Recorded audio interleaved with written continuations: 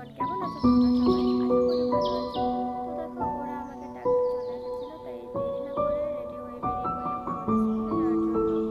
আর আজকে আমরা সবাই একসাথে স্কুলে যাচ্ছি, কারণ আমাদের স্কুলে সরস্বতী পুজো উপলক্ষে ছোটোখাটো একটা খাবারের আয়োজন করা হয়েছে।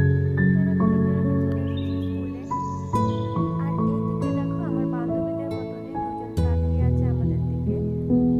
আর এখানে আমরা চলে এসেছি স্কুলের ভিতরে। স্কুলের ভিতরে ঢুকে দেখি একজন বান্ধবী আমাদের দেরি হয়েছিল বলে রাগ করে দাঁড়িয়ে রয়েছে।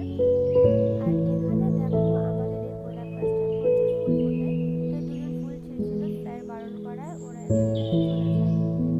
কিন্তু এই গাছটার দিকে আমরা সবাই তাকিয়েছিলাম, কারণ এই গাছটা খুবই সুন্দর, মানে খুব ফুল ফুটে রয়েছে গাছে। আর এখানে আমরা চলে যাচ্ছি মিড ডে মিল রুমে।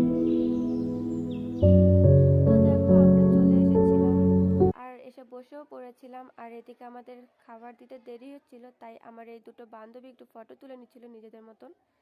আর এখানে আমাদের স্যার নিজেই আমাদেরকে খাবার সার্ভ করে দিচ্ছিলেন। এবং দেখো, আমাদের থালায় খাবার দেওয়ার সঙ্গে সঙ্গে আমরা খেতেও শুরু করে দিয়েছিলাম। প্রথমে দেখো, এখানে দিয়ে দিল চিকেন কষা আর ফ্রাইড রাইস।